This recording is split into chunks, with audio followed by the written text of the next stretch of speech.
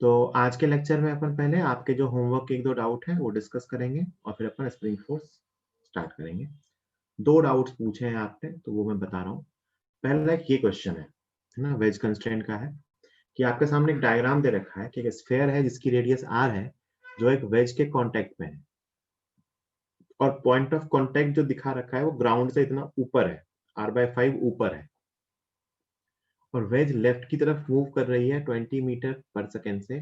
तो पूछा है स्फेयर कितने से ऊपर जाएगा, है ना।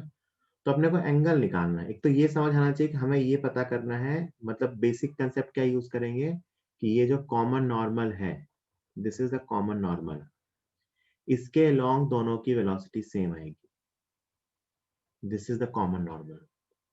तो आप जानते हो हमें वेज का एंगल नहीं दे रखा, तो वो जो डायमेंशंस है ना उसके अकॉर्डिंग हमें वो एंगल निकालना पड़ेगा, है ना। तो आप निकाल सकते हो। कैसे निकालोगे देखो ध्यान से। अगर मैं एक हॉरिजॉन्टल लाइन बनाऊं जो इस पॉइंट ऑफ कांटेक्ट से पास होगा, तो क्योंकि वो r/5 ऊपर है, तो अगर मैं वो छोटा सा ट्रायंगल आपके सामने यहाँ ड्रॉ करूं, है ना, तो ये डिस्टेंस रेडियस के बराबर है। और ये जो डिस्टेंस है ना, आप सोच के देखो, यहाँ से नीचे तक की पूरी डिस्टेंस होती r, उसमें से r/5 कम है, तो ये डिस्टेंस कुछ 4r/5 है। This distance is 4r/5। ये जो डिस्टेंस है इस पॉइंट की सेंटर से डिस्टेंस, ये कितनी है 4r/5। क्योंकि वो पॉइंट ऑफ कॉन्टेक्ट ग्राउंड से r/5 ऊपर है, तो रेडियस में से उस डिस्टेंस को माइनस कर सकते हैं। अगर मैं इस एंगल को थीटा कहूं, जो ये सेंटर वाला एंगल है, तो मैं यहां से लिख सकता हूं कि cos theta is equal to b/h, that is 4/5। इसका मतलब जो थीटा की वैल्यू है वो कितनी है, 37 डिग्री। थीटा कितना है, 37 डिग्री। साइन 37 3/5 होता है, cos 37 4/5। तो हमें वो एंगल पता चल गया कि वो एंगल जो है वो 37 डिग्री है। अब तो क्या है, उस लाइन के अलोंग आपको कंपोनेंट्स करने हैं। ये अपने कॉमन नॉर्मल वाली लाइन रही, है ना। इसके अलोंग अपने को जो एंगल मालूम चल गया वो वर्टिकल लाइन का एंगल है। ये एंगल अपने को पता चल गया है 37 डिग्री। एक पार्टिकल इधर आ रहा है, मतलब ये वाले वेज जो इधर आ रही है, इसकी वेलोसिटी इधर की तरफ है, कितनी, 20 मीटर पर सेकेंड। और ये अपन मान रहे हैं कि ये ऊपर जा रहा है, कितने से, v से। हमें इसी v की वैल्यू बतानी है। सोच के देखो ये एंगल कितना होगा, 53 डिग्री। थ्योरी क्या है अपनी कि कॉमन नॉर्मल के लॉन्ग वेलोसिटी के कंपोनेंट इक्वल होते हैं। तो अपन क्या लिखेंगे बेटा, कॉमन नॉर्मल के लॉन्ग वेलोसिटी के कंपोनेंट, मतलब v cos 37 is equal to 20 cos 53। यही तो लिखेंगे, कॉमन नॉर्मल के लॉन्ग दोनों वेलोसिटी के कंपोनेंट। यहाँ एंगल निकालना इंपॉर्टेंट था, बाइज्योमेट्री, उस वैल्यू रख दो। cos 37 is 4/5 is equal to 20, cos 53 is 3/5। 5 से 5 कैंसिल हुआ, तो यहाँ से v की वैल्यू आ रही है 15 मीटर पर सेकेंड। तो स्फेयर 15 मीटर पर सेकेंड से ऊपर जाएगा, आंसर है बी। आंसर कितना है, B। ठीक है, जल्दी से लिख लीजिए। आज अपन थ्योरी पढ़ेंगे, तो आज मैं वो स्लाइड वाला नहीं करूंगा कि अपने क्वेश्चन स्लाइड पे लगाऊंगा। आज अपना थ्योरी का पार्ट है, तो अपन साथ साथ नोट करेंगे। आज आपका आराम नहीं है,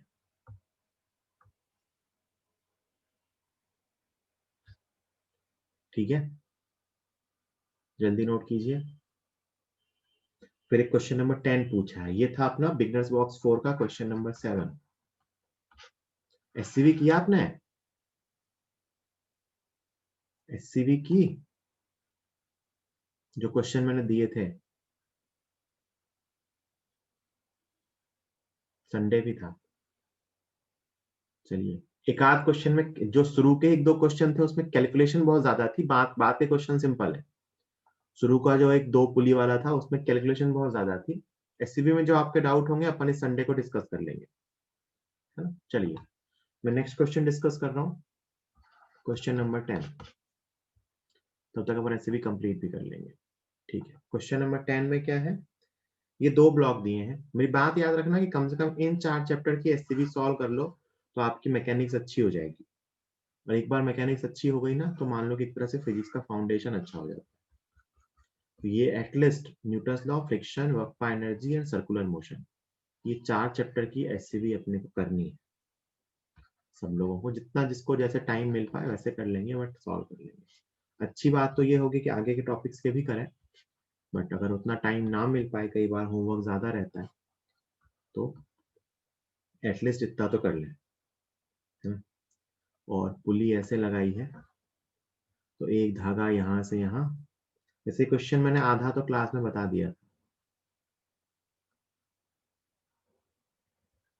फिर भी किसी ने पूछ लिया है तो मैं बता दे रहा हूँ।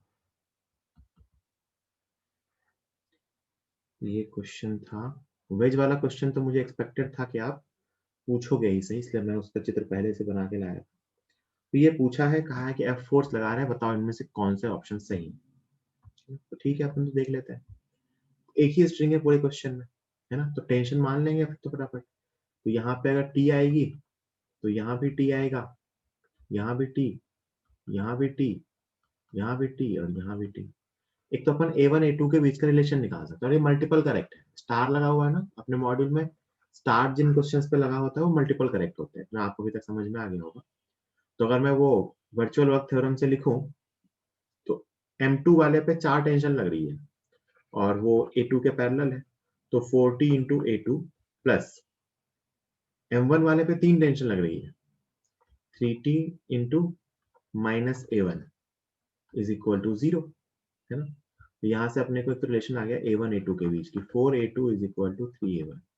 This is relation between A1 and A2, 4A2 is equal to 3A1। तो यहाँ से C ऑप्शन आ गया एक तो।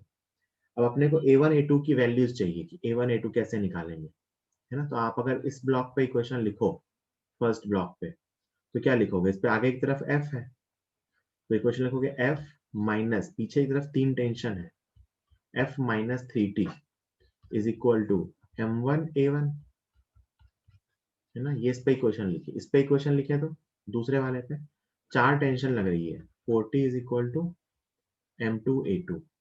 This is equation on the second block, है ना। यहाँ से t निकालिए और यहाँ रख दीजिए, तो आपको, और A2 की जगह भी A1 रख दीजिए। तो A1 A2 पता है, t यहाँ से निकाल के यहाँ रख देना, A2 की जगह रख देना 3/4 A1। तो यहाँ से आप A1 एंड A2 दोनों कैलकुलेट कर सकते हो, है ना। सिंपली यहाँ से t की वैल्यू रखनी है और A2 की वैल्यू रखनी है अपने को 3/4 A1। तो आप A1 बता सकते हो, A1 पता चल जाएगा तो अपने को A2 भी पता चल जाएगा। ठीक है, जल्दी नोट कर लीजिए, जिनको नोट करना है, डायग्राम बनाना है, 30 सेकेंड दे रहा हूँ। चलिए अब आगे चलते हैं। अगला टॉपिक है अपना स्प्रिंग का, ठीक है। So next topic is spring force. तो सीखना है कि फोर्स कैसा होता है, क्यों लगता है, इसका नेचर क्या है, ताकि अपन स्प्रिंग से रिलेटेड क्वेश्चंस को सॉल्व कर पाए। कुछ भी नया नहीं आने वाला है, एक नया बस फॉर्मूला बताऊंगा कि स्प्रिंग फोर्स का फॉर्मूला क्या है। जैसे आप स्ट्रिंग के टेंशन वगैरह की प्रॉब्लम सॉल्व किया करते थे, वैसा ही स्प्रिंग की प्रॉब्लम भी सॉल्व होती है। सबसे पहले अपने जीवन में सबने स्प्रिंग देख रखी होगी, है ना। कुछ स्प्रिंग आपने ऐसी देखी होगी, है ना, और एक स्प्रिंग आपने ऐसी देखी होगी। दो टाइप की स्प्रिंग अपने आप में लाइफ में देखी होगी, इसको बोलते हैं हेलिकल स्प्रिंग। मोस्टली आपने यही देखी होगी, हेलिकल स्प्रिंग। इसको बोलते हैं स्पाइरल स्प्रिंग, ना। ये भी अपने कोर्स में नहीं है। जब अपन आगे चलेंगे ना, तो एक चैप्टर में थोड़ा सा इसका पार्ट आएगा जहां अपन इस पर टॉर्क वर्क सीखेंगे, बहुत ही कम। तो अभी ये अपने काम का नहीं है, अभी अपन मेनली इस स्प्रिंग को सीखने वाले हैं, that is helical spring. Helical क्यों कहते हैं, ड्यू टू इस शेप, शेप को हेलिक्स कहते हैं और एक दूसरे शेप को स्पाइरल कहते हैं, तो शेप के अकॉर्डिंग इसका नाम दिया गया है। So this is helical spring, ठीक है। स्ट्रिंग में फोर्स क्यों आता था, स्ट्रिंग में, तो स्ट्रिंग में फोर्स का कारण था कि स्ट्रिंग इनएक्सटेंसिबल थी, उसकी लेंथ में चेंज नहीं हो सकता था। स्प्रिंग में फोर्स क्यों आता है, तो स्प्रिंग में फोर्स आता है क्योंकि हम इसकी लेंथ में चेंज करते हैं और ये अपने लेंथ में चेंज का अपोज करती है। So the cause of force by the helical spring is it opposes any change. आपको स्प्रिंग लिखाएगा तो आपको हेलिकल स्प्रिंग ही सोचना है, आपको इसके बारे में भी सोचना भी नहीं है, इसको भूल जाइए, बस मैंने ऐसे ही बता दिया। टॉइस वगैरह में स्प्रिंग आप देखते होंगे। तो सबसे पहले स्प्रिंग के फोर्स का रीजन अपने को समझेगा कि रीजन क्या है। A spring opposes any change in its length, और कौन सी लेंथ, उसको बोलते हैं नेचुरल लेंथ। कौन सी length? Natural length. Spring opposes any change in its natural length. तो अभी जानेंगे नेचुरल लेंथ क्या होती है। बहुत इंपॉर्टेंट टर्म है कि what is natural length of spring. तो नेचुरल लेंथ स्प्रिंग की वो लेंथ होती है जिसमें वो रहना चाहती है, मतलब जिसमें उस पर कोई फोर्स नहीं लगता होगा।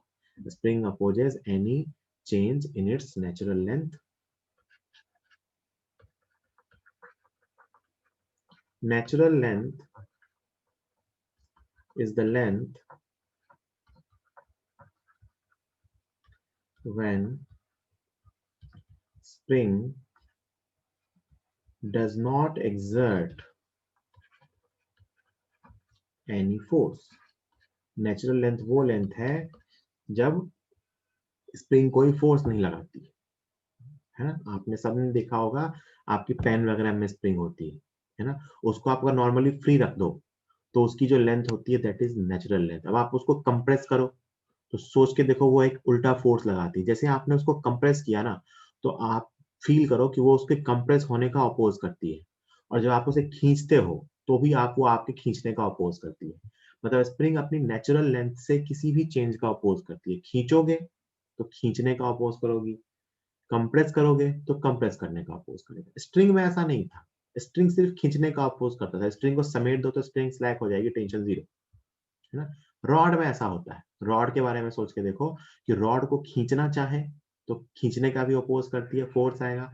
और रॉड को हम कंप्रेस करना चाहे तो कंप्रेस होने का भी अपोज होगा। आगे बहुत आगे चल के एक चैप्टर आएगा अपना इलास्टिसिटी, जिसमें हम सीखेंगे कि रॉड के फोर्स और स्प्रिंग के फोर्स का नेचर लगभग सेम होता है ना। वो वहां सीखेंगे कि रॉड स्प्रिंग में कैसे कंपेयर करेंगे। अभी अपने को स्प्रिंग के बारे में सीखना है। तो स्प्रिंग के बारे में क्या सीखा? It natural length is the length when a spring does not exert any force and a spring opposes any change in its natural length। मतलब इससे खींचेंगे तो भी अपोज करेगा, कंप्रेस करेंगे तो भी अपोज करेगा, और जिस लेंथ पे रहना चाहती है उसको क्या बोलते हैं? Natural length. कैसे पहचानेंगे? ये वो लेंथ है जब स्प्रिंग कोई फोर्स नहीं लगाती है। अगर आप सोचो कि मैं स्प्रिंग के एक एंड को फ्री कर दूं, है ना, तो स्प्रिंग कोई फोर्स नहीं लगाएगी। एक एंड स्प्रिंग का फ्री है तो स्प्रिंग कोई फोर्स नहीं लगाएगी, तो उसकी लेंथ नेचुरल लेंथ है। या तो अपनी लेंथ नेचुरल लेंथ के बराबर रखे, या फिर ऐसे भी सोच सकते हो कि when one end of the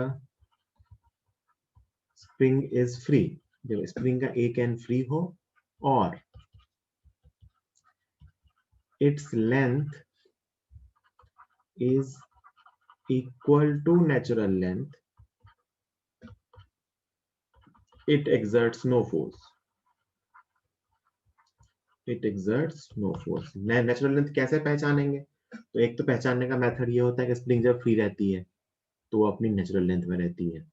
दूसरा कि मान लो आपसे कहा गया है कि स्प्रिंग की नेचुरल लेंथ 5 सेंटीमीटर है, और स्प्रिंग की लेंथ आपको डायग्राम में ज्योमेट्रिकली दिख रही है कि 5 सेंटीमीटर है, तो इसका मतलब स्प्रिंग अपनी नेचुरल लेंथ में है। तो नेचुरल लेंथ पहचानना बहुत इंपॉर्टेंट होता है।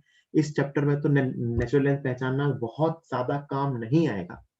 आगे एक वर्क पर एनर्जी का चैप्टर आएगा और एक एसएचएम का चैप्टर आएगा, वहां पे बहुत काम की बात होती है पहचानना कि स्प्रिंग की नेचुरल लेंथ कहाँ है। तो कैसे पहचानेंगे? या तो जब स्प्रिंग फ्री रहेगा, है ना, तो वो लेंथ उसकी नेचुरल लेंथ होगी, या फिर जब वो कोई फोर्स नहीं लगा रहा होगा, या जब उसकी लेंथ गिवन लेंथ के इक्वल होगी, तो कहेंगे अभी वो नेचुरल लेंथ है ना। आई थिंक आपने ये स्लाइड लिख ली होगी, किसी ने ना लिखी हो तो मैं 10 सेकेंड दे रहा हूँ, साथ साथ ये लिख सकते थे वैसे। किसी ने ना लिखी हो तो मैं 10 सेकेंड दे रहा हूँ। मैंने क्या कहा? स्प्रिंग अपनी नेचुरल लेंथ में किसी भी चेंज का अपोज करेगा। खींचेंगे तो भी अपोज करेगा, धक्का देंगे तो भी अपोज करेगा। कितना फोर्स लगाता है अपोज करके ये बताऊंगा, है ना। उसके पहले मैं एक सिंपल सा डायग्राम बना रहा हूँ कि मान लो स्प्रिंग अपनी नेचुरल लेंथ में थी। This is natural length. अभी ये कोई फोर्स नहीं लगा रही है, तो स्प्रिंग का फोर्स जो स्प्रिंग की लेंथ जो है वो उसके नेचुरल लेंथ के इक्वल है। मान लो मैंने इसको खींचा, एक आदमी है उसने स्प्रिंग को खींच लिया, ठीक है, खींच लिया कितना, नेचुरल लेंथ से x आगे ले गया खींच के इस तरफ, कहाँ ले गया, नेचुरल लेंथ से आगे खींच के x। या फिर एक दूसरा आदमी जिसने स्प्रिंग को कंप्रेस किया, कितना, नेचुरल लेंथ से x, यहाँ पे x एक्सटेंशन था, यहाँ पे x कंप्रेशन था, x यहाँ पे मैंने कहा कि कंप्रेस कर दिया। तो इन दोनों केसेस में स्प्रिंग फोर्स लगाएगी, किस पे, आदमी पे। स्प्रिंग किस पे फोर्स लगाएगी, आदमी पे। देखो ध्यान से, इस आदमी ने स्प्रिंग को खींचा, तो मैं अगर आदमी का एबीडी बनाऊं तो आदमी को स्प्रिंग वापस खींचेगी, कौन से फोर्स से, स्प्रिंग फोर्स से। आदमी ने स्प्रिंग पे फोर्स लगाया, स्प्रिंग ने आदमी को फोर्स लगाया। यहाँ पे आदमी ने स्प्रिंग को धक्का दिया, तो स्प्रिंग आदमी को धक्का देगी, कितने फोर्स से, स्प्रिंग फोर्स से। एफ एस में लिख रहा हूँ, F S stands for spring force. यहाँ पर अगर स्प्रिंग का डायग्राम बनाओ तो स्प्रिंग को आदमी खींच रहा है, पुल कर रहा है, स्प्रिंग आदमी को खींच रही है। This is ability of person. आदमी को कौन खींच रहा है, स्प्रिंग। यहाँ आदमी स्प्रिंग को धक्का दे रहा है, तो स्प्रिंग आदमी को धक्का दे रही है, कौन सा फोर्स लगा के, स्प्रिंग फोर्स लगा के। अच्छा एक चीज और है, स्प्रिंग अपने इस एंड पे तो फोर्स लगाएगी सही, स्प्रिंग अपने इस एंड पे भी फोर्स लगाएगी, ऑब्वियस सी बात है। एक स्प्रिंग अपने दोनों एंड पे फोर्स लगाती है, तो अगर वो खींचेगी ना तो अपने दोनों एंड पे खींचती है। जैसे इस केस में स्प्रिंग खींच रही है, तो वो अपने राइट वाले एंड को भी खींचेगी स्प्रिंग फोर्स लगा के, और वो दीवार को भी खींचेगी। अगर मैं दीवार का बीडी बनाऊं तो स्प्रिंग उसको भी खींचेगी, कौन सा फोर्स लगा के, स्प्रिंग फोर्स लगा के। यहाँ स्प्रिंग आदमी को धक्का दे रही है, क्योंकि स्प्रिंग चाहती क्या है, सोचो, स्प्रिंग चाहती है कि अपनी नेचुरल लेंथ में आ जाए। तो खींचा है तो वो चाहती है अपने नेचुरल लेंथ में आ जाए, तो दोनों तरफ से खींच के आना चाहती है। और जब स्प्रिंग को कंप्रेस करते हैं तो वो धक्का देती है, तो भी वो चाहती है कि मैं दोनों तरफ धक्का दूं, जिस तरफ से नेचुरल लेंथ अचीव हो जाए वो हो जाए। तो वो इस तरफ धक्का देगी, तो वो वॉल को इस तरफ भी धक्का देगी, है ना। यहाँ यहाँ पे हमने क्या किया है, फर्स्ट केस में spring is in natural length,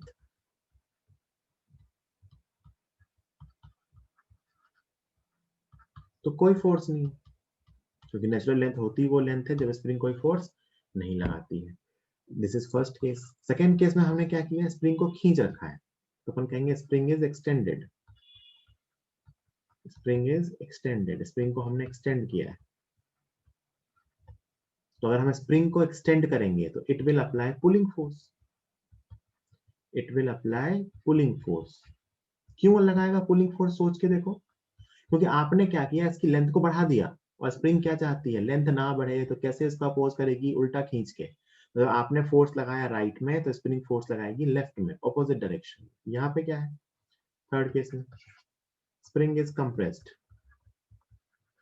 spring is compressed, मतलब हमने स्प्रिंग को कंप्रेस किया है, कहां से, नेचुरल लेंथ से। एक्सटेंशन और कंप्रेशन कहां से लेते हैं बेटा, हमेशा नेचुरल लेंथ से। स्प्रिंग इज कंप्रेस्ड, तो कंप्रेस किया है तो it will exert push force, it will exert push force.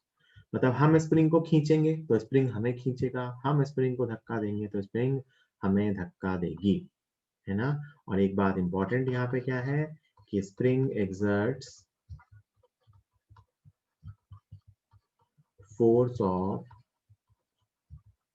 equal magnitude at both the ends, at both ends spring exerts force of equal magnitude at both ends, दोनों तरफ equal force लगाती है, लेकिन nature भी same होगा साथ साथ। खींचने वाला तो दोनों तरफ से खींचेगी, देखो इस तरफ भी खींच रहा है, इस तरफ स्प्रिंग आदमी को खींच रही है, इस तरफ स्प्रिंग दीवार को खींच रही है, इस तरफ स्प्रिंग आदमी को धक्का दे रही है, इस तरफ स्प्रिंग दीवार को धक्का दे रही है। अच्छा एक चीज और यहीं पे जो समझ लो, कि मैं कहूं कि स्प्रिंग ने आदमी को खींचा, इसका रिएक्शन फोर्स कहाँ होगा, आदमी ने स्प्रिंग को खींचा, ये एक्शन रिएक्शन पेयर होंगे, आदमी का स्प्रिंग पे फोर्स और स्प्रिंग का आदमी पे फोर्स, ये एक्शन रिएक्शन पेयर है। दीवार और स्प्रिंग के बीच का फोर्स, आज स्प्रिंग ने दीवार को खींचा तो दीवार स्प्रिंग को खींच रही है, तो एक्शन रिएक्शन पेयर यहाँ बनेगा, तो दूसरा फोर्स दीवार लगाएगा स्प्रिंग पे, ये नहीं कहेंगे कि स्प्रिंग के ही दोनों फोर्स जो है वो एक्शन रिएक्शन पेयर है, बिल्कुल गलत। Action reaction pair same body पर नहीं लगते हैं, है ना। तो दीवार और स्प्रिंग के बीच का फोर्स एक अलग पेयर है, दीवार और आदमी के बीच का फोर्स एक अलग पेयर है ना। तो स्प्रिंग के बारे में सिंपल कहते हैं, स्प्रिंग अपने दोनों एंड्स पे इक्वल मैग्नीट्यूड का फोर्स लगाती है। खींचने वाला फोर्स है तो दोनों तरफ से खींचेगी, धक्का देने वाला फोर्स है तो दोनों तरफ से धक्का देगी, है ना। ये स्प्रिंग फोर्स का नेचर है। अगर अपने को स्प्रिंग के एक एंड का फोर्स पता है तो अपने को स्प्रिंग के दूसरे एंड का फोर्स भी पता है। ये बेसिक लॉजिक है, ये बहुत इंपॉर्टेंट बात है कि स्प्रिंग अपने बोथ एंड्स पे इक्वल मैग्नीट्यूड का फोर्स लगाती है और साथ साथ फोर्स का नेचर भी सेम होता है ना। सेम नेचर भी होता है फोर्स का। सेम नेचर मतलब पुश करेगी तो दोनों साइड पुश करेगी, पुल करेगी तो दोनों साइड पुल करेगी, है ना। यहां तक कोई डाउट है तो बताओ। ठीक है, ये बड़ी काम की बात है, याद रखना मेरी बात। स्प्रिंग के फोर्स का नेचर। चलो, एक जहां तक जो सीखा उसके बेसिस पे मैं एक सवाल दे रहा हूं। यहां तक जो सीखा उसके बेसिस पे ये सवाल हो जाएगा, थोड़ी सी बुद्धि लगाएंगे कि ऐसी दो बॉडीज हैं जो एक स्प्रिंग से बंधी हुई है ना। इस बॉडी पे मैं इधर की तरफ से फोर्स लगा रहा हूं 10 न्यूटन। इसका मास है 2 केजी और इसका मास है 4 केजी। मुझे पता है कि इस बॉडी का एक्सेलरेशन है 3 मीटर पर सेकेंड स्क्वायर। ये मुझे पता है कि 2 केजी वाली बॉडी का एक्सेलरेशन है 3 मीटर पर सेकेंड स्क्वायर। तो मुझे बताना है कि इसका एक्सेलरेशन क्या हो। ये क्वेश्चन है कि दो बॉडी जैसे स्प्रिंग से लगी हुई है ना। एक है 2 केजी की बॉडी, एक है 4 केजी की बॉडी। 2 केजी वाली body 3 metre per second square से जा रही है। हम इसे एक्सटर्नली खींच रहे हैं 10 न्यूटन के फोर्स, ये एक्सटर्नल फोर्स है। दूसरे एंड पे 4 केजी का ब्लॉक लगा है या स्फेयर लगा है, तो हमसे पूछा गया है कि उसका एक्सेलरेशन क्या हो। जो अभी तक जितना सिखाया उसके बेसिस पे इसका आंसर बताओ सोच के। 1 मिनट का टाइम है, जो होशियार होगा वो बता देगा।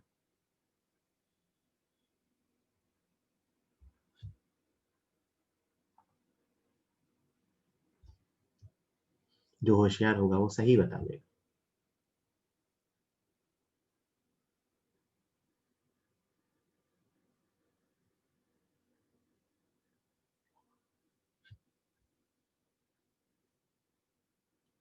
गुड लेवांत, तुमने बात पे ध्यान ही नहीं दिया। अगर मैं 2 केजी वाले का बीडी बनाऊं तो 2 केजी वाले पे इस तरफ फोर्स लग रहा है 10 न्यूटन और इसका एक्सेलरेशन है 3 metre per second square. 2 KG वाले पे फोर्स लग रहा है 10 न्यूटन और एक्सेलरेशन है 3 मीटर पर सेकेंड स्क्वायर। मतलब अगर ये स्प्रिंग फोर्स इस पे नहीं भी लगता तो इसका एक्सेलरेशन आगे की तरफ 5 होता, है ना। और इसका एक्सेलरेशन कम है, इसका मतलब इस पे स्प्रिंग फोर्स पीछे लगा होगा, ऑब्वियस सी बात है भाई। कि कोई एक फोर्स होगा जिसने इसे रोका होगा, वरना ये 5 से आगे जाता ना, तो इसे रोका होगा। तो रोकने वाला फोर्स कौन सा है? Spring force. तो यहां से आप स्प्रिंग फोर्स की वैल्यू निकाल लो, है ना। कैसे निकालोगे? 10 minus spring force is equal to 3 into 2। यहाँ से स्प्रिंग फोर्स की वैल्यू आ रही है, पुलिंग नेचर का स्प्रिंग फोर्स है वो है 4 न्यूटन। मैंने कैसे गेस किया कि पुलिंग नेचर का है? तो अगर वो फोर्स नहीं होता ना तो ये बॉडी आगे जाती 5 से, कोई रोक रहा है, मतलब बॉडी का एक्सेलरेशन 5 से कम है। अगर 5 से ज्यादा होता ना तो इसका मतलब स्प्रिंग धक्का दे रही होती। अगर इस बॉडी का एक्सेलरेशन 5 होता तो स्प्रिंग का फोर्स 0 होता। अगर इस बॉडी का एक्सेलरेशन राइट साइड 5 से ज्यादा होता तो इसका मतलब स्प्रिंग धक्का दे रही होती है, एफ को सपोर्ट कर रही होती।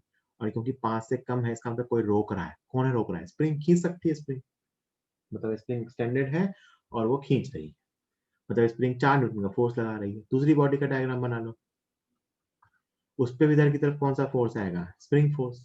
कितना? 4 न्यूटन। क्यों 4 न्यूटन?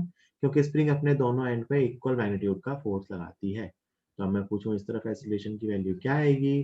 तो A is equal to 4/4 that is 1 metre per second square. Question खत्म। सिर्फ इस चीज का यूज था कि स्प्रिंग अपने दोनों एंड पे इक्वल मैग्नीट्यूड का फोर्स लगाती है, सेम नेचर वाला है। जल्दी नोट कीजिए, इम्पोर्टेंट। तो ये अपन सीख गए। अब अपन सीखेंगे स्प्रिंग फोर्स का फॉर्मूला। कि स्प्रिंग फोर्स होता कितना है और कैसे लिखते हैं।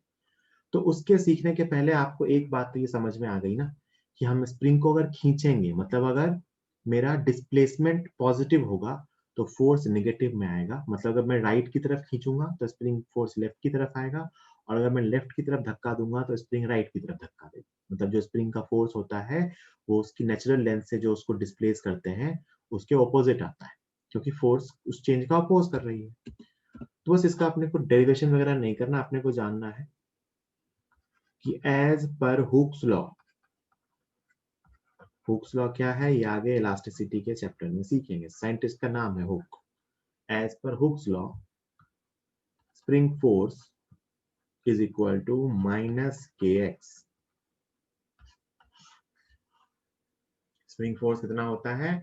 Minus k x. मतलब ये लीनियर रिलेशन होता है एक्स के साथ माइनस, और मैंने दोनों तरफ वेक्टर लगाए हैं जो आगे से अपन नहीं लगाएंगे। अभी वेक्टर सिर्फ ये दिखा रहा है कि अगर मैंने डिस्प्लेसमेंट पॉजिटिव में दिया है प्लस एक्स में, तो फोर्स माइनस एक्स में है।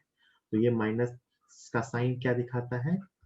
opposing nature of force, opposing nature of force, है ना। k क्या है अभी इसको डिस्कस करेंगे। k is the spring constant. Spring constant इसकी यूनिट होती है न्यूटन पर मीटर। ऐसा यूनिट की बात करें तो क्या होगी? Newton per metre. मतलब आप कह सकते हो व्हाट इज स्प्रिंग फोर्स, तो कहते हैं कि पर यूनिट एक्सटेंशन स्प्रिंग जितना फोर्स लगाती है तो k क्या होगा? F upon x. So this is force by spring per unit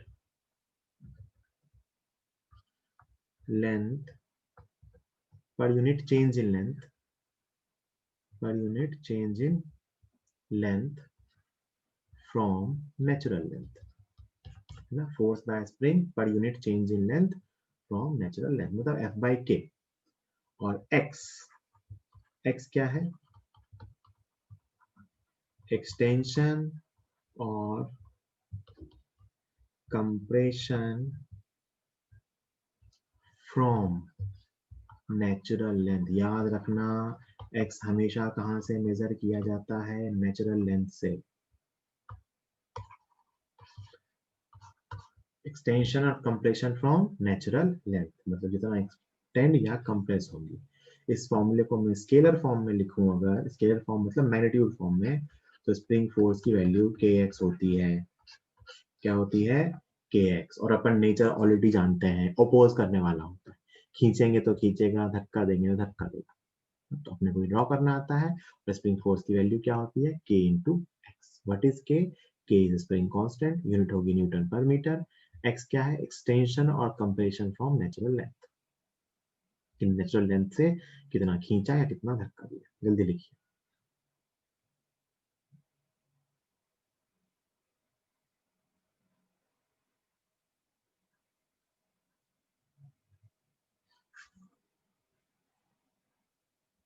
जल्दी लिखिए, 20 सेकेंड दे रहा हूँ।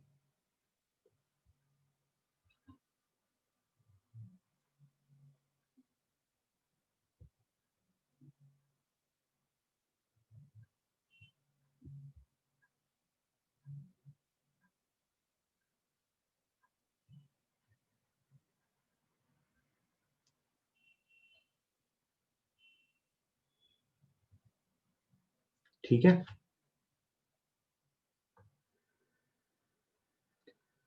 चलो आगे चलते हैं।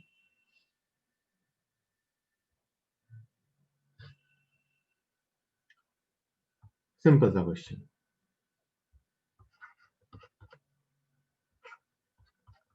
एक रूफ है, रूफ से एक स्प्रिंग लगी हुई है और स्प्रिंग से एक ब्लॉक लगा हुआ है ना। 10 केजी का ब्लॉक है और स्प्रिंग का स्प्रिंग कांस्टेंट है k is equal to 500 newton per metre. System equilibrium में है।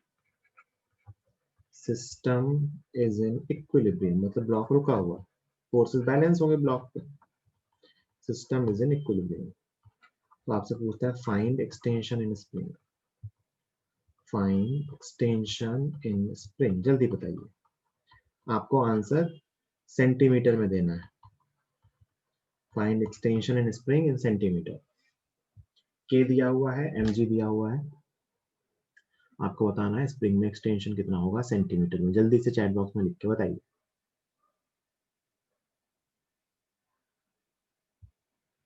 Find extension in the spring.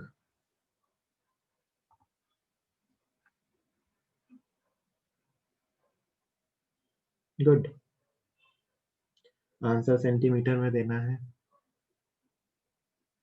सही है, बिल्कुल बिल्कुल सही है, बिल्कुल सही। सब लोग आंसर लिखो जल्दी से। इक्विलिब्रियम की कंडीशन अप्लाई करो और आंसर लिखो। अभी तक जिन लोगों ने आंसर लिखा है सबके सही। विकास जीरो चेक कर लो भाई, अपने मन से एक दो जीरो और एक्स्ट्रा लगा रहे हो। विकास जीरो चेक करो, कितने जीरो लगा रहे हो पीछे। क्या मीटर सेंटीमीटर में चेंज करना नहीं आ रहा है तुम्हें?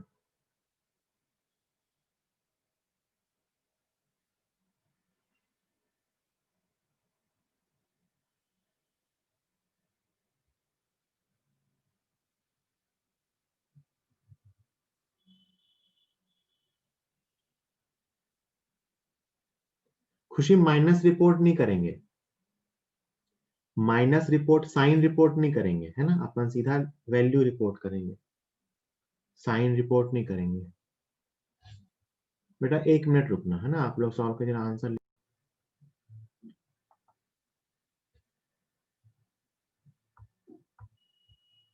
ठीक है, सिंपल सवाल है। 10 kg वाले ब्लॉक का डायग्राम बनाएंगे। ऊपर की तरफ स्प्रिंग फोर्स होगा और नीचे की तरफ mg होगा। mg कितना है? 100 न्यूटन, है ना। और बैलेंस है, इसलिए स्प्रिंग फोर्स ऊपर होगा, क्योंकि mg को कौन बैलेंस कर रहा होगा? Spring force. एक्सीलरेशन जीरो है क्योंकि इक्विलिब्रियम है, तो spring force equal to 100 newton. और स्प्रिंग फोर्स का फॉर्मूला क्या होता है? kx equal to 100। तो x कितना आएगा? 100/k, मतलब 1/5 मीटर आया। सेंटीमीटर में चेंज करना है, 100 से मल्टीप्लाई कर लीजिए, 20 सेंटीमीटर। ये रहा आंसर, है ना। 1/5 मीटर आया, सेंटीमीटर में चेंज कर लेंगे। ठीक, जल्दी लिखिए, 10 सेकेंड में आगे चलेंगे। सिंपल सा क्वेश्चन था, सिंपल सा क्वेश्चन था।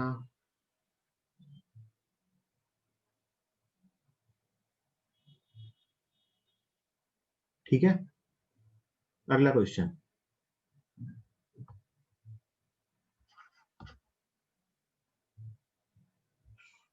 एक इंक्लाइन प्लेन है,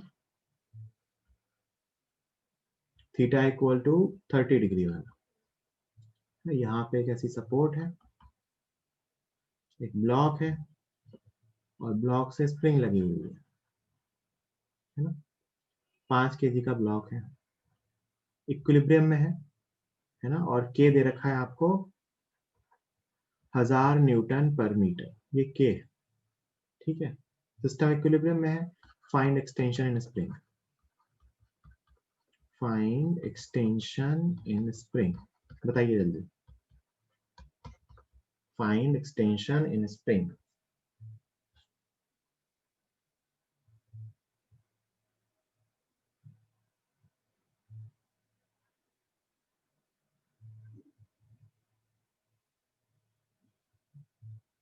आओ, आंसर आ जाएगा।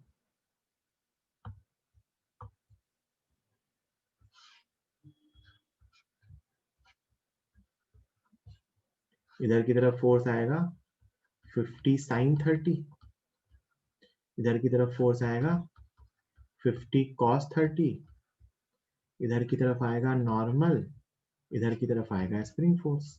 ये चारों फोर्सेस आएंगे ब्लॉक पे, mg sin theta, mg cos theta, normal and spring force. तो ऑब्वियस सी बात है, ये दोनों फोर्सेस आपस में बैलेंस होंगे। और स्प्रिंग फोर्स को क्या लिख सकते हैं? kx। तो अपन क्या लिखेंगे? kx equal to 50 sin 30। तो kx, k is 1000 into x 50 sin 30, sin 30 is 1/2, तो ये 25 आएगा। तो x की वैल्यू आ रही है 25/1000 मीटर, सेंटीमीटर में लिखोगे तो 2.5 centimetre. So the answer is 2.5 centimetre. Good, सबका आंसर सही था जितने लोगों ने आंसर दिया था, बहुत बढ़िया, गुड। जितने लोगों ने दिया था सबका आंसर सही था, है ना। तो ऐसे अपन स्प्रिंग के एक्सटेंशन और कंप्रेशन को कैलकुलेट कर सकते हैं, ठीक। चलो नेक्स्ट क्वेश्चन।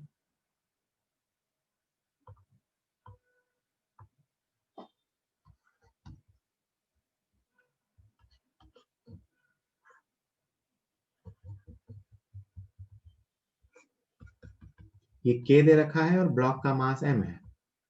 बताओ इसके, ब्लॉक इज इन इक्विलिब्रियम, है ना, हर केस में अपन इक्विलिब्रियम स्टडी कर रहे हैं। ब्लॉक इज इन इक्विलिब्रियम, सबको समझ में आ रहा है ना कि यहाँ पे स्प्रिंग कंप्रेस्ड होगी, है? तो बस आपसे वही पूछा है, find compression in the spring, find compression in the spring, spring में कितना कंप्रेशन है, find compression in the spring.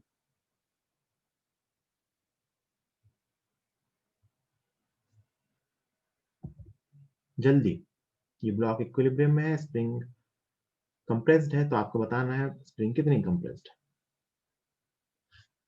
फटाफट।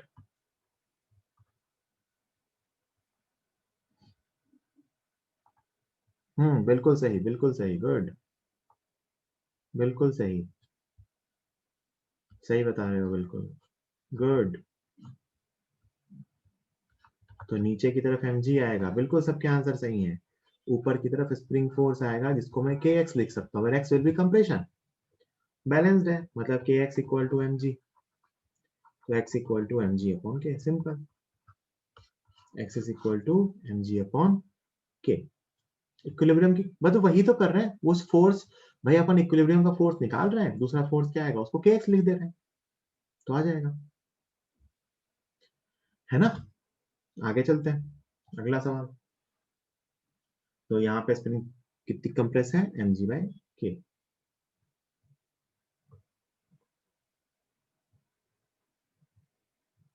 ठीक। नेक्स्ट क्वेश्चन, थोड़ा सा चेंज करता हूँ सवाल।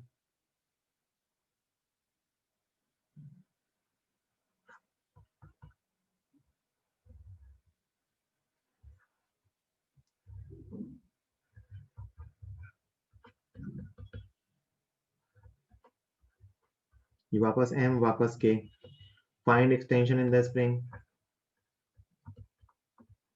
Find extension in the spring. मैं बार बार लिख नहीं रहा कि सिस्टम इक्विलिब्रियम में है, अपने को मानना है कि स्प्रिंग इक्विलिब्रियम में है। Find extension in the spring, जल्दी।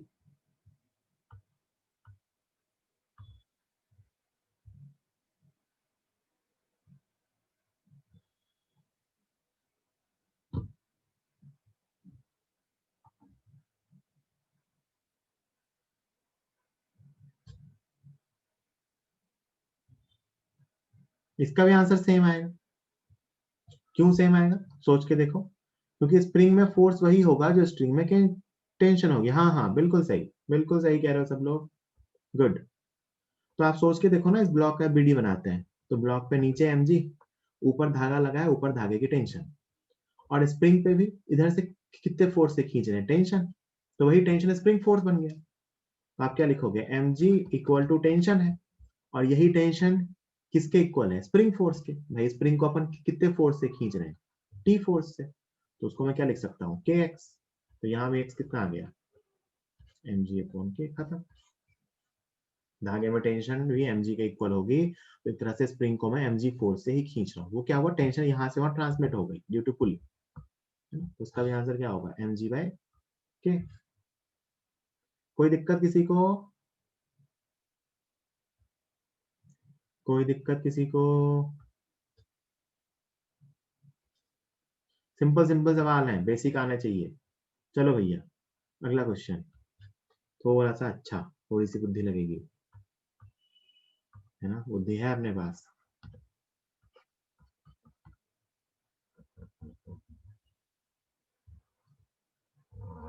बुद्धि है ना अपने पास, find extension in the spring, वही सेम क्वेश्चन है, find extension in spring.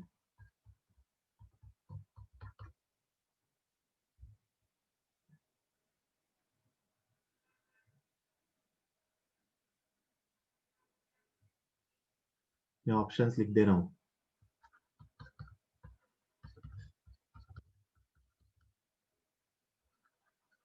mg/k, 2mg/k, mg/2k, mg/4k। बताओ कौन सा ऑप्शन आएगा?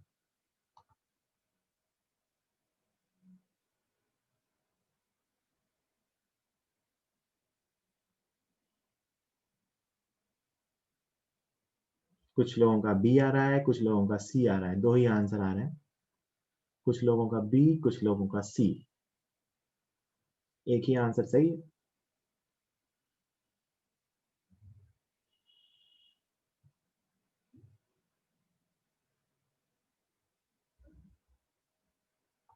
देखो सिंपल है, बिल्कुल बेसिक पता होना चाहिए बेटा, बेसिक पता होने चाहिए। यहाँ का टेंशन निकाल लो, तो यहाँ टेंशन टी है, तो यहाँ टेंशन कितनी होगी? 2t, है ना? ये टेंशन कितना है? mg, यही 2t स्प्रिंग फोर्स है ना, तो क्या लिखोगे? 2t इज इक्वल टू के एक्स। भाई यहाँ की टेंशन t होती है, तो यहाँ की टेंशन कितनी होती है? 2t, तो 2t इक्वल टू के एक्स, तो t कितना है? mg, तो 2mg इक्वल टू के एक्स, तो x कितना आ गया? 2mg/k। कितना आ गया? 2mg/k। काम खत्म, है ना? x equal to 2mg/k। जल्दी जल्दी लिखिए, जल्दी लिखिए। ज्यादातर लोगों का सही था आंसर, ज्यादातर लोगों का आंसर सही था। ऐसा बस एक क्वेश्चन और करेंगे, फिर कुछ और सीखेंगे स्प्रिंग के बारे में।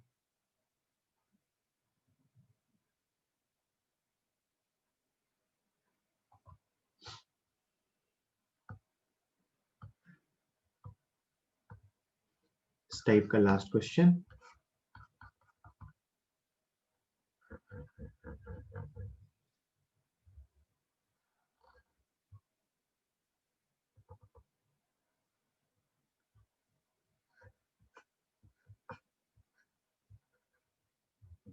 वही find extension in the spring, find extension in spring. वही वापस अपने पास चार आंसर है, mg/k, 2mg/k, mg/2k, mg/4k।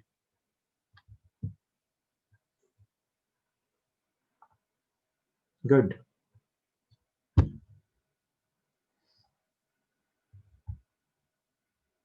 अभी तक जितने लोगों ने लिखा है लगभग सबके आंसर सही है। Find extension in the spring.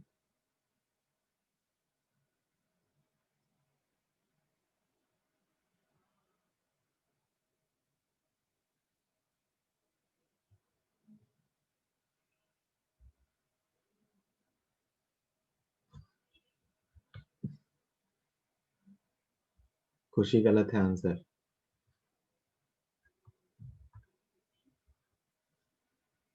भाई यहाँ की टेंशन कितनी होगी? mg, यहाँ की टेंशन अगर t है तो यहाँ की टेंशन t/2 होती है। फिर यहाँ की टेंशन t, तो यहाँ की टेंशन t/2, तो यहाँ की टेंशन कितनी आ गई? t/2, मतलब mg/2। यही होता है ना, पुली के हिंज वाली टेंशन वहां से दुगनी होती है, तो यहाँ की t मानी तो वहां की कितनी आएगी? t/2। तो इस बार जो स्प्रिंग फोर्स आया kx equal to t/2, and t/2 is mg/2, so x is equal to mg/2k, so extension in the spring is mg/2k,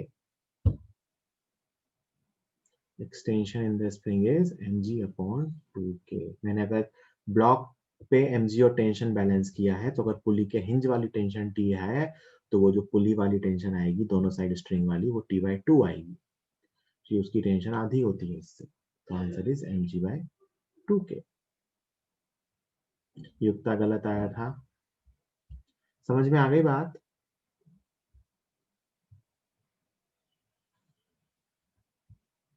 समझ में आ गई बात? एक लास्ट क्वेश्चन, एक लास्ट क्वेश्चन।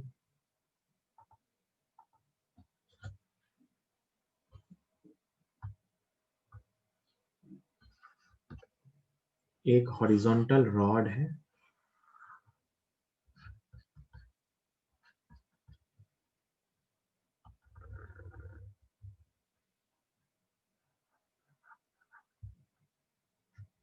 यहां से यहां एक स्प्रिंग लगी हुई है। Whole system is in horizontal plane, whole system is in horizontal plane. पूरा सिस्टम कहाँ है? Horizontal plane. द रॉड भी हॉरिजॉन्टल है और स्प्रिंग भी हॉरिजॉन्टल है। तो आप समझ लो आपके सामने दो दीवार में रॉड बांध रखी है और यहाँ कहीं से एक स्प्रिंग लगा रखी है। ये जो डिस्टेंस है ना, ये दे रखी है L है, और ये एंगल अभी थीटा है। ये डिस्टेंस L है, मतलब रॉड से इस सपोर्ट की परपेंडिकुलर डिस्टेंस L है। L अच्छे से लिख देता हूँ, ठीक है। ये एक रिंग है जिसका मास m है ना। यहां से इसको रिलीज किया है। अच्छा अभी थोड़ा डायग्राम देख के बताओ, एक मिनट रुक जाओ। एक लाइन और लिखी हुई है, natural length of spring is L, natural length of spring is L, spring की नेचुरल लेंथ भी L है। अभी की सिचुएशन में, जो मैंने अभी सिचुएशन ड्रॉ की है, इस टाइम पे स्प्रिंग एक्सटेंडेड है या कंप्रेस्ड है? बताओ। अभी की सिचुएशन में स्प्रिंग एक्सटेंडेड है या कंप्रेस्ड है?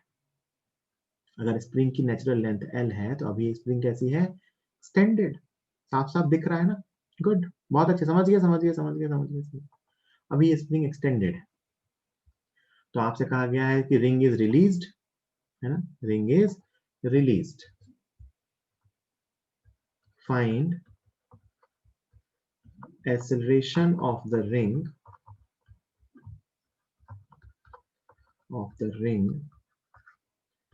just after release, just after release। Release करने के ठीक बाद रिंग का एक्सेलरेशन बताइए। ये एक रॉड है ना, स्मूथ रॉड है। आपको कॉपी पे ही लिख के रखना है, चैट बॉक्स में लिखने की जरूरत नहीं। Find acceleration of the ring just after the release. 1 minute का टाइम दे रहा हूं, लिख लो, फिर मैं बताऊंगा। 1 मिनट का टाइम दे रहा हूं, कॉपी पे खुद सॉल्व कर लो, फिर मैं बताऊंगा।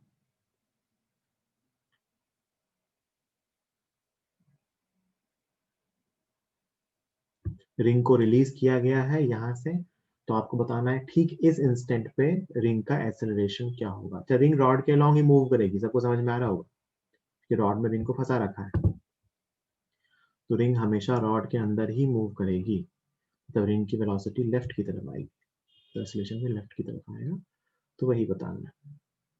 Find the acceleration of the ring just after release. Release करने के ठीक बाद रिंग का एक्सेलरेशन क्या होगा।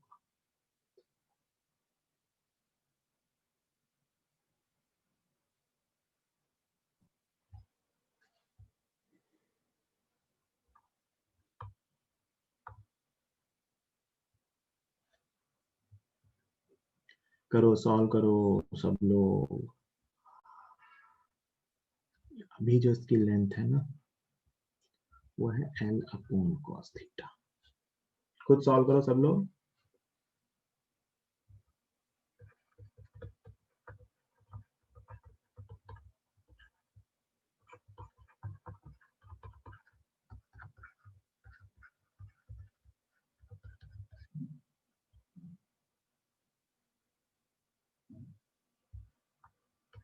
ठीक है। अभी जो इसका एक्सटेंशन है वो है एल सेक थीटा माइनस 1, क्योंकि ये लेंथ अगर एल है तो ये लेंथ होगी एल अपॉन कॉस थीटा। तो मैं कहूँ कितनी एक्सटेंडेड है, एक्सटेंशन कहाँ से लेते हैं, नेचुरल लेंथ से। तो अभी की length L upon cos theta, actual length L, natural length, तो एक्सटेंशन कितना है एल सेक थीटा माइनस 1। अब मैं अगर इस रिंग का भी एफबीडी बनाऊं, अगर मैं इस इंस्टेंट पे इस रिंग का एफबीडी बनाऊं, तो रिंग पे इधर की तरफ आएगा स्प्रिंग फोर्स, जो कितना होता है के एक्स, और स्प्रिंग फोर्स के अपन कंपोनेंट्स करेंगे, क्योंकि रिंग की मोशन कहाँ होगी, रॉड के लॉन्ग। तो ये एंगल थीटा है, तो ये एंगल में कितना है थीटा। तो हमारे काम का स्प्रिंग फोर्स का सिर्फ ये कंपोनेंट है, ये कंपोनेंट कितना है एफ स्प्रिंग फोर्स का साइन थीटा। और ये जो कंपोनेंट आएगा ना बेटा स्प्रिंग फोर्स का कॉस थीटा, इसको कौन बैलेंस करेगा, इस पे लगने वाला नॉर्मल। रॉड जो है वो रिंग पे नॉर्मल लगाएगी, तो नॉर्मल भी अपन निकाल सकते हैं। नॉर्मल की वैल्यू आएगी spring force into cos theta. ये मैंने कहा इक्वेट किए forces, perpendicular to rod, rod के परपेंडिकुलर रिंग की कोई मोशन नहीं होगी, तो अपन कहेंगे रॉड के परपेंडिकुलर नॉर्मल और स्प्रिंग फोर्स का कॉस थीटा कंपोनेंट बराबर होंगे। और मैं लिखूं पैरेलल टू रॉड, एक ही फोर्स है, spring force sine theta is equal to mass into acceleration इस इंस्टेंट पे। बस अपना काम हो गया। स्प्रिंग फोर्स क्या होता है के एक्स, तो K X sine theta is equal to mass into acceleration. तो एक्सेलरेशन की वैल्यू कितनी आ गई, K X sine theta upon M. X की वैल्यू आप जानते हो कितनी है L sec theta minus 1। So A is equal to K L sec theta minus 1 into sine theta upon M. थोड़ा सा सिंप्लीफाई कर लो अगर, तो वो 1 अपॉन कॉस थीटा है, साइन थीटा को मैं ब्रैकेट के अंदर लेके जाऊं तो ये बनेगा के एल, फर्स्ट टर्म बनेगी sine theta upon cos theta, that is tan theta minus sine theta upon m. ये आएगा आंसर, है ना। K l tan theta minus sine theta upon m. कुछ भी नहीं करना था, स्प्रिंग फोर्स का कंपोनेंट लेना था रॉड की लेंथ के along, that will be F sine theta. और F sine theta is equal to mass into acceleration. F को क्या लिखेंगे के एक्स, एक्स एक्सटेंशन होता है, एक्सटेंशन है l into sec theta minus. तो ये आ गया इसका acceleration just after the release. जैसे जैसे आगे जाएगा थीटा की वैल्यू कम होती जाएगी, तो एक्सेलरेशन भी आप देखोगे कम होता है। आगे इसके और पार्ट्स होते हैं आगे के चैप्टर्स में, वहां सीखेंगे, अभी नहीं सीखना। तो बस ऐसे ही मैंने आपको एक्सटेंशन समझाया। इस क्वेश्चन में खूब भयंकर गलती होती है, पता है क्या, वो ये होती है कि आदमी एक्सटेंशन को l cos l sec theta मान लेता है। के एक्स में आदमी क्या करता है, एक्स को मान लेता है एल अपॉन कॉस थीटा। नहीं, एल अपॉन कॉस थीटा तो बाद की टोटल लेंथ है, एक्सटेंशन क्या होगा, बाद की लेंथ में से नेचुरल लेंथ को माइनस करेंगे। ठीक है, ध्यान रहे। जल्दी लिखिए स्लाइड को, 30 सेकंड दे रहा हूँ।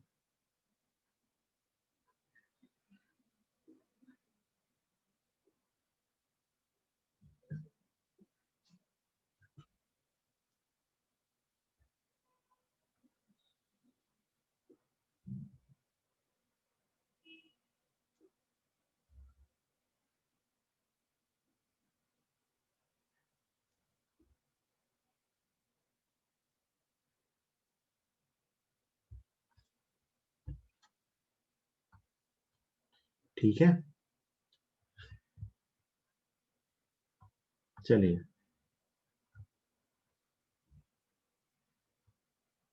अगला क्वेश्चन। अगला क्वेश्चन का छोटा सा कंसेप्ट है, वो अपन पढ़ लेते हैं फिर क्लास बंद करेंगे। 10 मिनट है अभी क्लास में। तो ये तो अपन ने एक स्प्रिंग में डिफरेंट डिफरेंट केसेस सीख ली कि स्प्रिंग फोर्स कैसे निकालते हैं, एक्सटेंशन कंप्रेशन सब कुछ निकालना। एक चीज आती है ना series and parallel combination of spring. क्या आती है, सीरीज एंड पैरेलल, कैसे लिखती है, series and parallel combination of spring. Spring का सीरीज और parallel combination, series and parallel combination of spring, है ना। ये बिल्कुल वैसा ही है जैसा आपने क्लास 8th में या क्लास 10th में रेजिस्टर का सीरीज पैरेलल सीखा हो, है ना। मैं एक एक करके बता रहा हूँ। सीरीज कॉम्बिनेशन की बात करते हैं। सीरीज कॉम्बिनेशन का मतलब है कि बेटा स्प्रिंग्स ऐसे लगे हुए हैं, एक स्प्रिंग ये, दूसरी स्प्रिंग ये और तीसरी स्प्रिंग ये। मान लो ये 3 स्प्रिंग सीरीज में लगे हुए हैं एम मास में। ये कुछ K1 वाली स्प्रिंग है, ये कुछ K2 वाली स्प्रिंग है और ये कुछ K3 वाली स्प्रिंग। हमें इसका K इक्विवेलेंट निकालना है। क्या निकालना है? K इक्विवेलेंट, है ना। मान लेते हैं तीनों स्प्रिंग खींची हुई है, तीनों स्प्रिंग अलग अलग खींची होगी। मान लेते हैं ये स्प्रिंग x1 खींची हुई है, एक्सटेंशन लिख रहा हूँ। ये स्प्रिंग x2 खींची हुई है और ये स्प्रिंग x3 खींची हुई है ना। तो मैंने तीनों स्प्रिंग के स्प्रिंग कांस्टेंट और x1 x2 x3 लिख दिया, उनके एक्सटेंशन। हमें निकालना है K इक्विवेलेंट। K इक्विवेलेंट का मतलब क्या होता है पता है?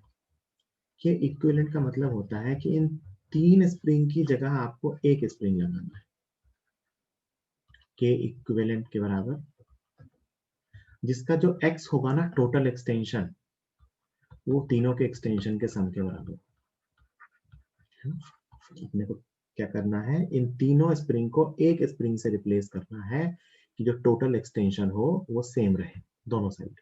तो जो यहाँ एक्सटेंशन रहे वही वहां एक्सटेंशन रहे। अब एक चीज ध्यान रखना, अपन जिन स्प्रिंग्स की स्टडी कर रहे हैं वो मासलेस स्प्रिंग है। कैसी स्प्रिंग है? मासलेस। तो अगर मैं इस पॉइंट पे टेंशन निकालूं तो टेंशन mg आएगी, पूरा सिस्टम बैलेंस्ड है ना। अगर मैं इस पॉइंट पे टेंशन निकालूं तो इस पॉइंट पे टेंशन कितनी आएगी? mg। मैं इस पॉइंट पे टेंशन निकालूं तो यहाँ भी टेंशन कितनी आएगी? mg। किसी भी स्प्रिंग का कोई मास नहीं है, मासलेस स्प्रिंग है। और इस पॉइंट पे भी टेंशन कितनी आएगी? mg। इसका मतलब तीनों स्प्रिंग का स्प्रिंग फोर्स सेम है। सोच के देखो, तीनों स्प्रिंग के जंक्शन पे टेंशन mg के बराबर है। मतलब हर स्प्रिंग पे फोर्स कितना आ रहा है? mg mg mg। तो सीरीज कॉम्बिनेशन में क्या सेम होता है? टेंशन सेम होती है। स्प्रिंग्स के सीरीज कॉम्बिनेशन में क्या होता है? तीनों स्प्रिंग में टेंशन सेम होती है ना, जो नीचे टोटल टेंशन होती है। तो अगर मैं आपसे पूछूं कि क्या आप mg के टर्म में x1 x2 x3 लिख सकते हो? बिल्कुल। तो आप बेटा x1 को लिखोगे, देखो यहाँ इस स्प्रिंग के लिए लिखोगे तो k x1 और mg बैलेंस्ड होंगे। तो x1 को लिखोगे बेटा mg अपॉन k1। दूसरी स्प्रिंग के लिए x2 को लिखोगे mg अपॉन k2। तीसरी स्प्रिंग के लिए x3 को लिखोगे mg upon k3। Series combination में क्या सेम होती है बेटा? टेंशन। तो तीनों स्प्रिंग में टेंशन सेम है, mg mg mg। तो x1 को मैं लिख सकता हूँ mg upon k1, mg upon k2, mg upon k3 और सो। सिमिलरली यहाँ भी टेंशन कितनी आएगी? स्प्रिंग फोर्स या टेंशन mg के बराबर स्प्रिंग फोर्स, है ना। तो यहाँ पे मैं क्या लिखूंगा कि x equal to mg upon k equivalent. जो भैया अपन इक्विवेलेंट स्प्रिंग है उसके लिए क्या लिखेंगे? x equal to mg upon k equivalent, है ना। हर जगह टेंशन mg है। अब देखो क्या करना है, अपने पास ये रिलेशन है x equal to x1 plus x2 plus x3, उसमें रख दो वैल्यूज। अपने को क्या पता है? x equal to x1 plus x2 plus x3। x को लिख रहा हूं मैं mg upon k equivalent, x1 को लिख रहा हूँ mg अपॉन k1, x2 को लिख रहा हूँ mg अपॉन k2, x3 को लिख रहा हूँ mg अपॉन k3। हर जगह से बेटा mg कैंसिल हो जाएगा और अपने पास बचेगा 1 upon k equivalent is equal to 1 upon k1 plus 1 upon k2 plus 1 upon k3। ऐसा आंसर रजिस्टर में पैरेलल में आता था, लेकिन स्प्रिंग में सीरीज में आता है, याद रखना, है ना। स्प्रिंग के सीरीज का आंसर वही आता है जो रजिस्टर का पैरेलल आता है। तो मैं लिखने का टाइम दूंगा, एक ही बार में लिख लेंगे या मैं क्लास के बाद भेज दूंगा। अभी फटाफट सुन लो। दिस इज के इक्विवेलेंट, है ना। कि अगर 3 स्प्रिंग लगी है तो 3 आ जाएंगे, 4 लगी है तो 4 आ जाएंगे। मान लो मैं आपसे कहूँ आइडेंटिकल स्प्रिंग्स लगी है। If we have n identical springs,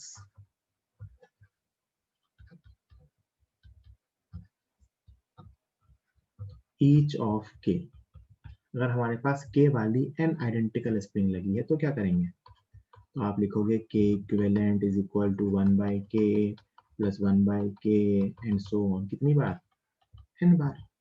तो k इक्विवेलेंट कितना आ जाएगा, सिंपल k/n, रेसिप्रोकल ले लेंगे, n/k हो जाएगा, 1/k इक्विवेलेंट, तो k इक्विवेलेंट कितना आ जाएगा, k/n। तो बिल्कुल सिंपल सा है ये। दूसरा कौन सा कॉम्बिनेशन आएगा भैया, पैरेलल कॉम्बिनेशन, ध्यान से सुनो, पैरेलल कॉम्बिनेशन। तो पैरेलल कॉम्बिनेशन में क्या होगा,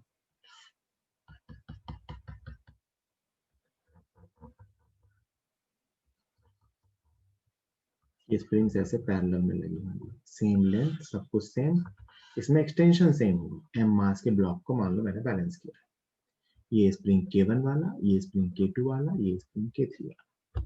तीनों स्प्रिंग के लिए क्या सेम है, एक्सटेंशन, और तीनों की लेंथ भी सेम है। तो इधर की तरफ फोर्स आया mg, इधर की तरफ फोर्स आएगा K1x, इधर की तरफ फोर्स आएगा K2x, इधर की तरफ फोर्स आएगा K3x। पैरेलल में क्या सेम होता है, सेम एक्सटेंशन, है ना, x सेम होता है। मुझे क्या बनाना है, इसका इक्विवेलेंट। इक्विवेलेंट का मतलब इन तीनों की जगह मैं एक स्प्रिंग लगाऊं, वो कितने की लगाऊं कि एक्सटेंशन सेम हो, है ना, x। तो यहाँ क्या लिखूंगा, k equivalent is equal to mg, k equivalent into x equal to mg। ठीक, अब ध्यान से देखो, अगर आप इसके इक्विलिब्रियम को लिखते हैं तो यहाँ लिखोगे k equivalent into x equal to m g, और अगर आप इसके इक्विलिब्रियम को लिखते हो तो आप यहाँ लिखोगे बेटा एम जी, नीचे का फोर्स इक्वल टू ऊपर का force, k1 plus k2 plus k3 into x, तीनों का फोर्स का सम।